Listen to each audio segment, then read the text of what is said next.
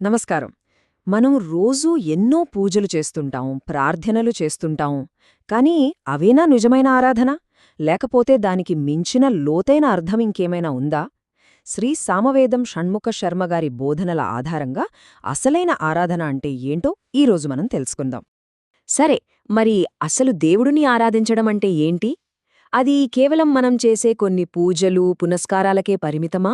లేక దాని వెనుక ఇంకా మనకు తెలియని లోతైన అర్థమేదైనా దాగి ఉందా? ఈ ప్రశ్నకి సమాధానం దొరకాలంటే మనం ముందుగా అమ్మవారి రెండు ముఖ్యమైన స్వరూపాల్ని అర్థం చేసుకోవాలి. ఒకటి, నిరాకార తత్వం, అంటే దానికి పేరు లేదు, రూపం లేదు, అన్నింటికీ మూలమైన ఒకే ఒక దివ్య చైతన్యం. ఇక రెండోది, సాకార విశ్వం, అంటే మన కంటికి కనిపించే ప్రతీదీ, ఈ ప్రపంచం, పంచభూతాలు, మనం అంతా దీని కిందకే వస్తుంది. ఇక్కడ అసలు విషయం ఏంటంటే, ఆ రూపం లేని తత్వం నుంచే ఈ రూపమున్న ప్రపంచమంతా వచ్చింది. మరి మన ఆధ్యాత్మిక ప్రయాణంలో అసలైన గమ్యమేంటో తెలుసా? ఈ రూపంలోనే ఆ రూపం లేనిదాన్ని చూడగలగడం. ఇది కొంచెం లోతైన విషయం కదా.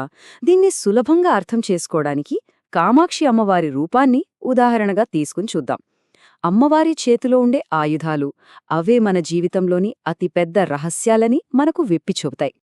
అమ్మవారి 4 చేతుల్లో 4 వస్తువులుంటాయి కదా, అవి చెరకు గడతో చేసిన విల్లు, ఇది మన మనసుకి ప్రతీక. తరువాత పూల బాణాలు, ఇవి మన పంచేంద్రియాలు. ఇక పాశం, అంటే మనకుండే ఇష్టాలు, అనుబంధాలు. చివరిగా అంకుశం, అంటే మన అయిష్టాలు, ద్వేషాలు. గమనించారా? బతుకంతా ఈ 4గే. నిజం చెప్పాలంటే మన జీవితం మొత్తం ఈ 4గింటి చుట్టూనే తిరుగుతుంది. మన మనస్సు, మన ఇంద్రియాలు, మన ఇష్టాలు, మన అయిష్టాలు. ఇంతే కదా జీవితం. మరి మన జీవితాన్ని శాసించే ఈ శక్తులన్నీ అమ్మ చేతిలో ఉంటే, ఆ తల్లిని నిజంగా ఆరాధించడమంటే అర్థమేంటి? ఎలా ఆరాధించాలి? ఇక్కడే ఉంది అస్సలైన విషయం. నిజమైన ఆరాధన అంటే ఏవో పూజలు చేయడం కాదు, ఒక విషయాన్ని గ్రహించడం. ఏంటది? మన జీవితాన్ని నడిపే ఈ మనస్సు, ఇంద్రియాలు, రాగద్వేషాలు, ఇవేవీ మన చేతిలో లేవు, మన కంట్రోల్లో లేవు. అవన్నీ ఆ తల్లి చేతిలో ఉన్నాయని తెలుసుకోవడమే నిజమైన ఆరాధన. సరే, ఈ గ్రహింపు కలగాలంటే ఏం చెయ్యాలి? దానికి ఒకే ఒక్క దారి ఉంది. అది మనలోనే మొదలవుతుంది. ఆ దారిని ఈ సంస్కృత వాక్యం చాలా స్పష్టంగా చెప్తుంది. అహమిత్యచేవ విభావయే భవాని. దీని అర్థం చాలా సులభం, కాని చాలా శక్తివంతమైనది. నేను చేస్తున్నాను, ఇదంతా నా వల్లే జరుగుతోంది అనుకునే నేను అనే భావన ఏదైతే ఉందో, ఆ అహంకారాన్ని పూర్తిగా వదిలిపెట్టి ఆ భావాన్ని అమ్మవారికి సమర్పించేయడమే. మరి అలా మన అహంకారాన్ని అమ్మకి సమర్పించినప్పుడు ఏమవుతుంది? అప్పుడు జరిగేదే అసలైన అద్భుతం.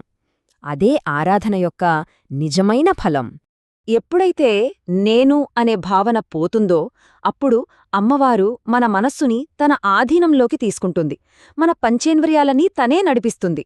మన ఇష్టాయిష్టాలని తనే నిర్వహిస్తుంది. అప్పుడు మన జీవితం దానంతటదే ధర్మమార్గంలో, జ్ఞానమార్గంలో సాగిపోతుంది.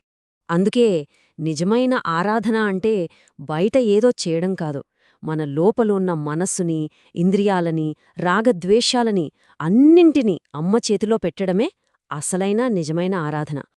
కాబట్టి చివరగా మనల్ని మనం వేసుకోవాల్సిన ఒక ప్రశ్న: మన జీవితంలోని ఏ విషయాలని, ఏ భారాలని మనం నిజంగా అమ్మ చేతిలో పెట్టడానికి సిద్ధంగా ఉన్నాం? దీనిపై ఆలోచించండి. నమస్కారం.